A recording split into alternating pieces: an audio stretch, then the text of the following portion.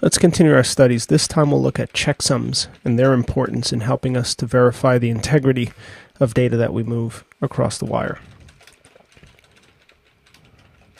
So checksums are important because, again, as you manipulate data and are responsible for the security of the data that you manipulate and transmit and share with others, you need some sort of mechanism, a way of knowing that's reliable that your data have not been corrupted, whether in transmission or in transit or locally on your system as you know it, or perhaps by contrast or comparison with your backups or other mechanisms. In other words, you need a way of comparing A to B, and checksums provide that mechanism. And there are a number of checksums and algorithms supported, some better than others, some less susceptible to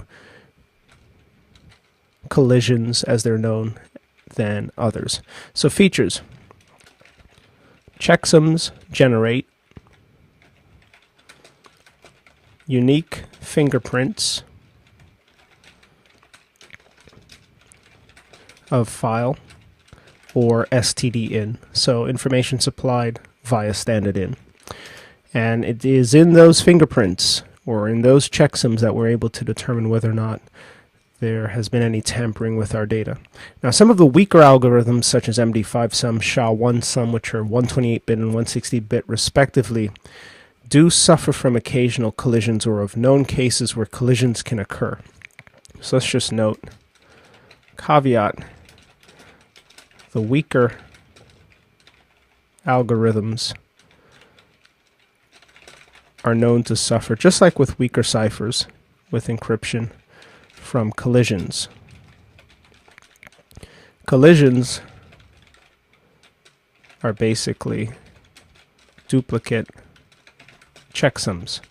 So in other words, there are conditions whereby duplicate checksums can be generated, in particular with respect to the weaker algorithms such as MD5-sum, SHA-1-sum, for example. So the weaker algorithms, MD5, SHA-1, are the ones that are of concern. And as a consequence, use SHA-2 is the recommendation. SHA-2 related algorithms, wherever possible.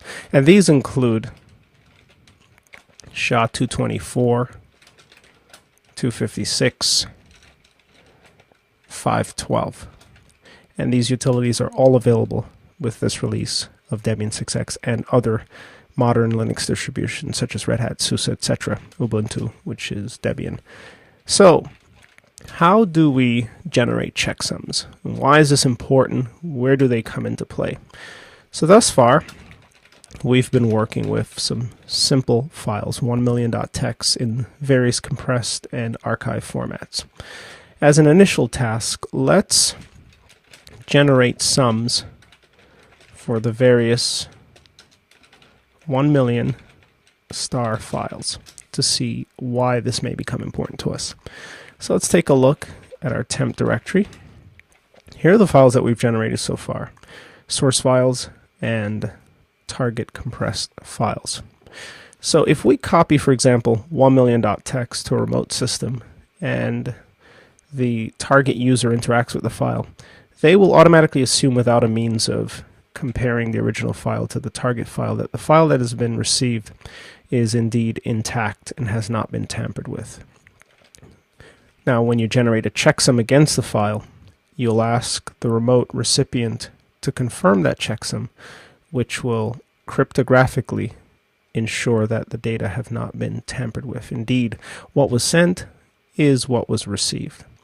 So, the way we generate a checksum, beginning with MD5-sum, and all of the SHA-related utilities, SHA-1, SHA-256, SHA-224, 512, support the same option. So what we show you for one applies to the others, is by simply referencing the utilities such as MD5-sum, followed by the name of the file.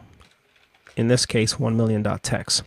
This will generate a unique fingerprint of 1million.txt that is unique to that particular file.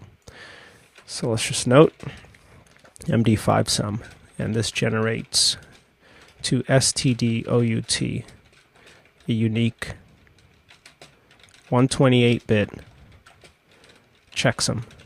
And this checksum can be communicated out of band, for example, let's say via email or over the phone, or via SCP, SFTP, or other means to have the target compare that checksum.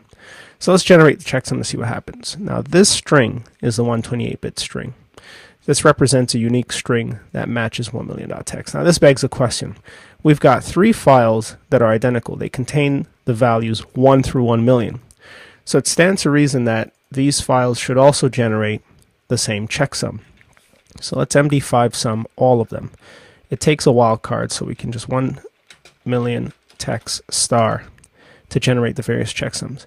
Now notice, in fact, let's just terminate with text or text2, or in fact text2. Let's just go with optionally text2, or perhaps .2, either or. We could use a character class to say, for example, 2, which would take 2 at the end, and it would also take a dot if it exists. So there's text2, and we could tell it to take the dot by escaping it. So there is the file. In fact, let's just get everything rather than worry about the regex at this particular point.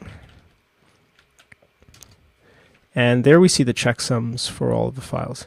Now, because the content are identical across the 3 files, notice that the checksums are identical. Because the checksum, the unique fingerprint, is concerned with content, not with the label of the file. So indeed, if that is a concern, you see that the information is returned accordingly. Let's just note that. So note, perhaps we'll list this as a feature, and that the checksum is based on the content of the file, not its file name. And that's an important distinction, because what that means is, in an instance where you generate, for example, as we have the following as option B, for example, let's just place this between single quotes, a number of files, these 3 files come back with the same checksum, and that's because they're identical. They have different names, but their content are identical. Now what if we change the file slightly? For example, let's modify 1,000,000.txt. It loads it into the buffer. Supposing we change this line, and then we rewrite 1, and then resave the file. So now it's 1 again. How does that impact the checksum? Well, notice that the checksum is still intact. So changing it to the same value doesn't change the checksum. What if we changed it to something else? Changing the first line, or let's say inserting a new line, or perhaps without changing the byte size, just changing this to 0. This will change the checksum of the file. So now, notice that 1,000,000.txt has a completely different checksum. So the content is what matters. So let's just note as well, the slightest change in content, for example, a single character, completely alters the checksum. So it's a significant change, and that is evidenced by the slight change that we've made. Now let's change this back to 1 and rerun the checksum test. So we'll MD5 sum. By the way, this command, just like the other, supports help options. You can ignore the binary on Linux systems versus text, as there is no distinction. So let's go ahead and MD5 sum 1,000,000 text, and this should be star to get the items there. Or if we wanted items that just had, let's say, 2 items after, that would get .2, or optionally 2 items, either or. So now we note that the checksum has been restored, despite the fact that we've updated the timestamps on the file by making the change, and by going through the cycle of changing the first line from 1 to 0, then 0 back to 1. So long as the content remains intact, then the integrity of the file is intact, and that's what's important. So this means, of course, that if you generate a batch of files that you'd like to share with a remote recipient, such as this batch of files, you can generate a checksum for each file and then share the checksums with that remote user as an ancillary file. You can also include the checksum within an archive if you'd like, if you don't want to distribute a separate file, but the common convention is to distribute checksums alongside their files. So let's just note, should be distributed alongside related files. And that's what you'll see online. So when you download an application, for example, a program for Linux, you'll find that there's a binary download, let's say of type tar.gz, and an accompanying MD5sum or SHA or other checksum file so that you can check the integrity of the file.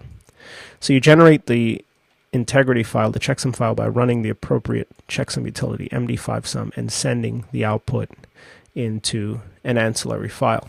So for example, if we wanted to distribute a checksum with 1million.txt, we'd MD5sum 1million.txt, it generates this output, and then we'd send that into 1million.txt.md5sum so that the recipient knows that this MD5sum, which is 47 bytes, belongs to this particular file and can check it accordingly.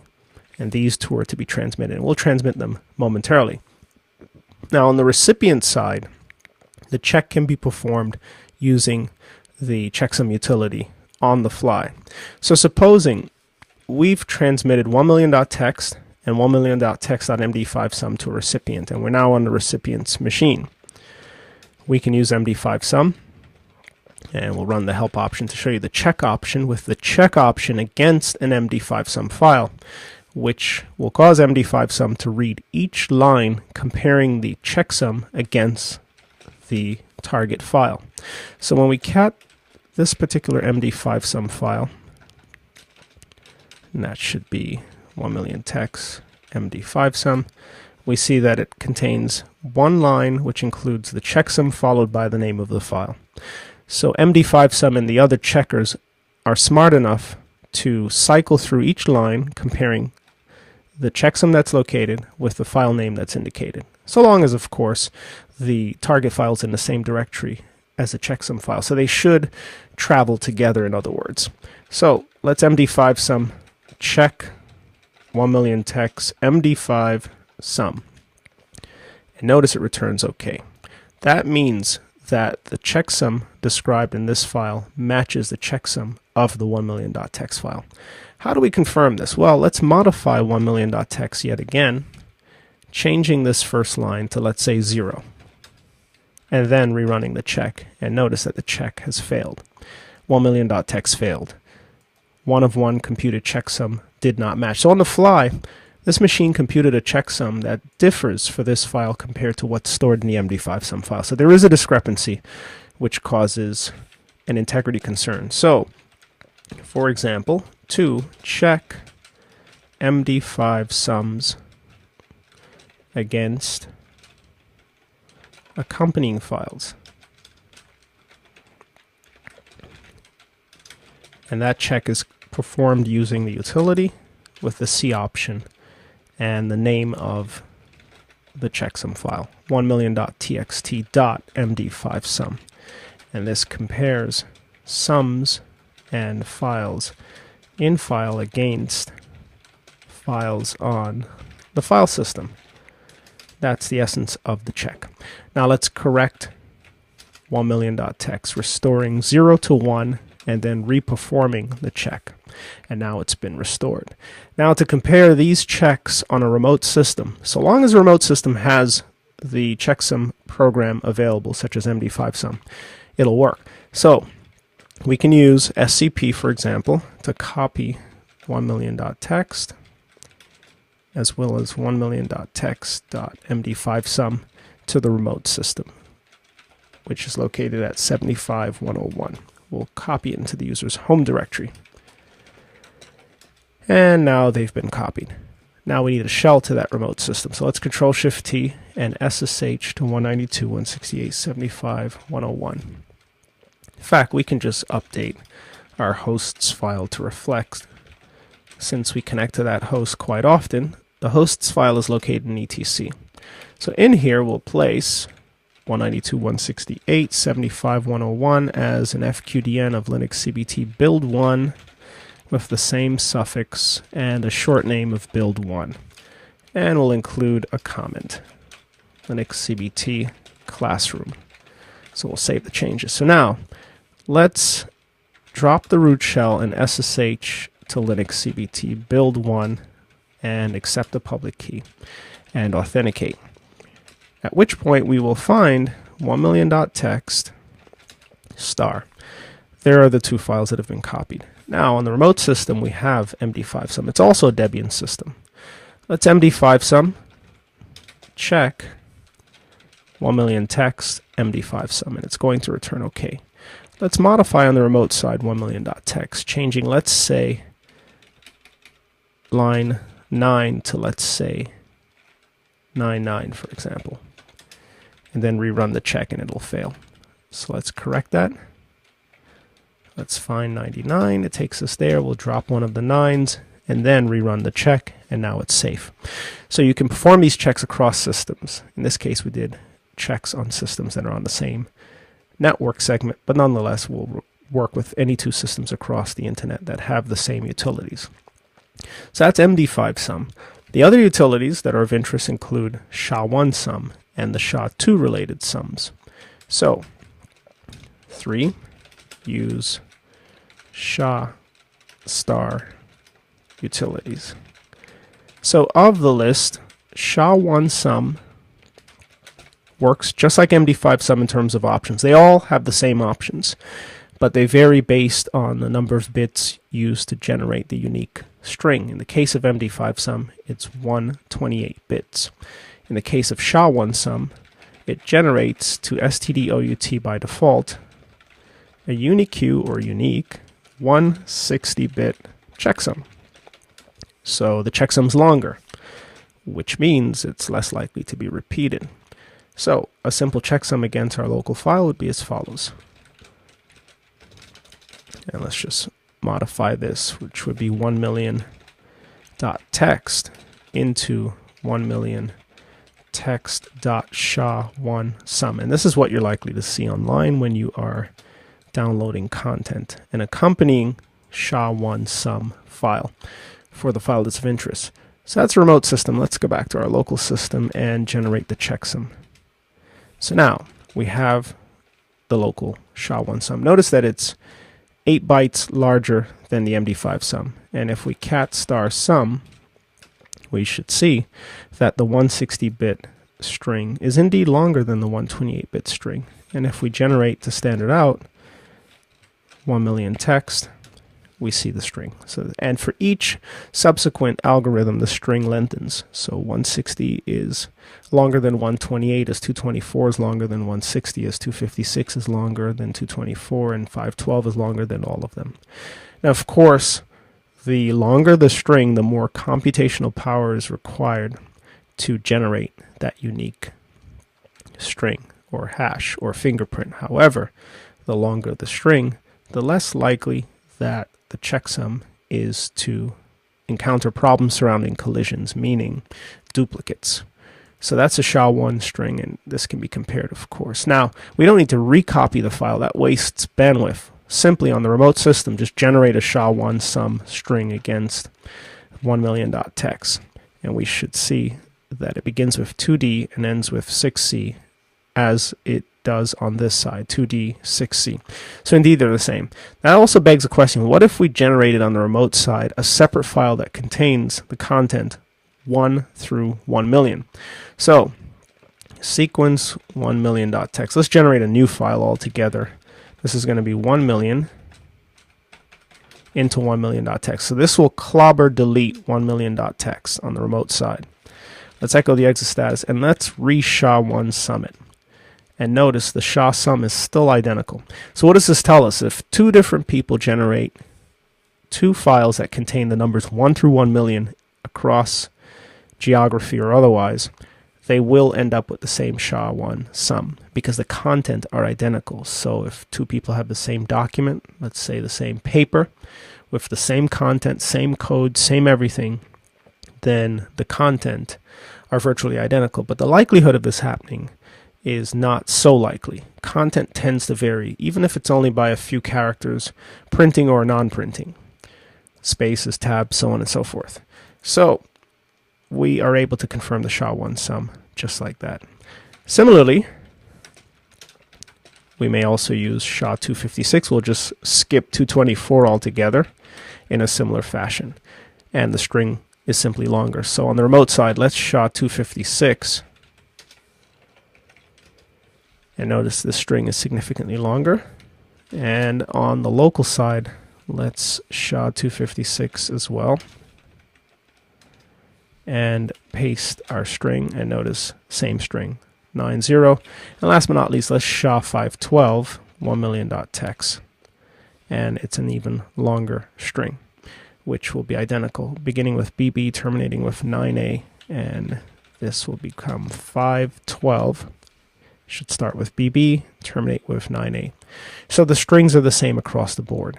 If you have arbitrary strings that you would like to enter on standard in and have a string or a digest generated for it, just execute the utility such as SHA-256 sum with no options. It waits like so many Nix-based programs on standard in for you. You then supply a string such as hello world, and then Control D, and there's your unique string. This string corresponds to hello world. How does this stack up on the remote system? Does it begin with D2 and terminate with 26? Let's take a look. So SHA-256 sum, hello world, so long as the characters are the same with no variation, then we should get the same string. Let's go ahead and try it again. Hello world, Control D, and there's the string, D2, 26. So you will get the same string so long as the content are identical. But really, checksums are concerned with the identical nature of content. Now, to generate wholesale strings for a number of files, just run it against all of the files. And for example, SHA sum or SHA-256 sum star generates what's necessary, and then use output redirection to dump this into a file, and then the user can compare the strings accordingly for all of those files. So if you have a directory with thousands of files, just run the appropriate checksum utility against all of the files, and then they can be compared one line at a time as necessary. So checksumming is rather important. If you share information with others across the internet, it's important that you include checksums wherever possible, because it'll make things much more trustworthy and increase the level of integrity as is necessary. Let's just fix this and get this back into play and make sure we have this separate line here. So the key is to share these sums with recipients. You can include the sum as a string in email, and the user will run their utility on their side, whether running, say, a different platform such as Windows or Mac OS, and will be able to confirm the content accordingly by registering the same string. This fingerprinting technology is used throughout public key infrastructure type cryptography systems such as GPG, SSH, and otherwise. The notion of digesting data, meaning providing an abstract, a rather brief abstract of the content that's unique to that content, is a quick way, rather than scanning the entire content, of determining whether or not the content has been tampered with. And the tools that are include MD5 or MD5 sum, SHA-1 sum, SHA-224, SHA-256, and SHA-512. It's suggested that you use the higher algorithms, 224 through 512. Ideally, 256 is the sweet spot because it isn't as computationally demanding as 512 and more secure than 224. The higher the bits, the greater the likelihood that your fingerprint will be kept secure. So this is how you check them all together. When you download content from the net, pull in the checksum file and confirm it against whatever you've downloaded before you touch the file. So just as a quick case in point, so for sample confirmation of downloaded content.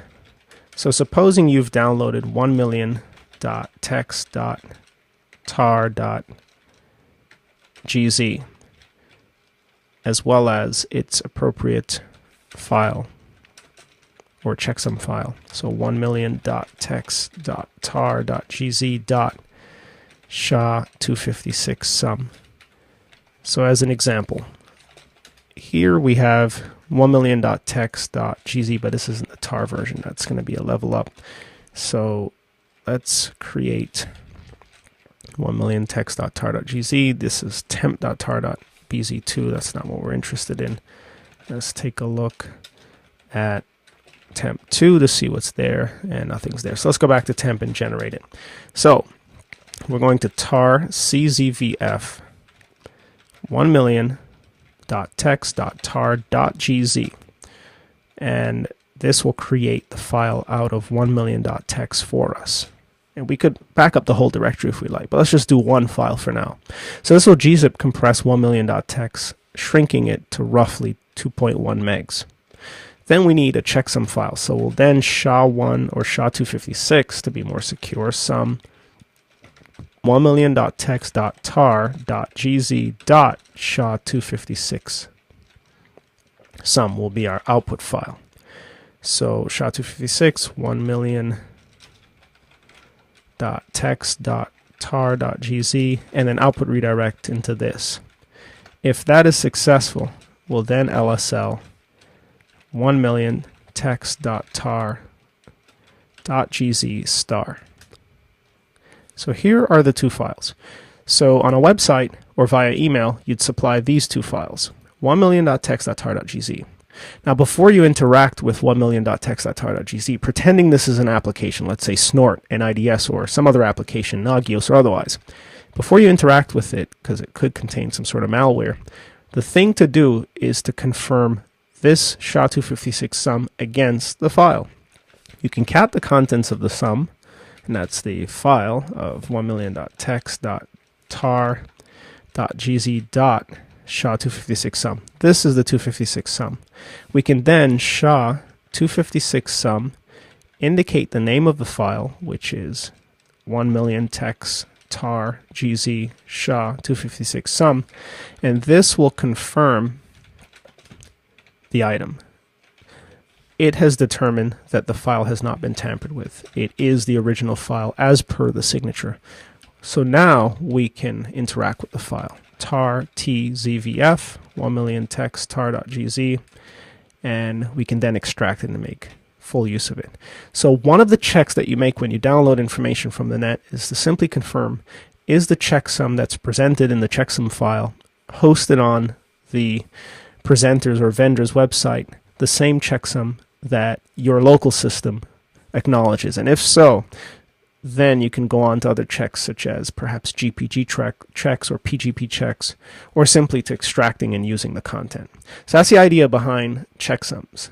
It gives us a sense as the data move from server to server across the globe, whether or not the data have been contaminated by folks in the middle or along the route from the source to the destination.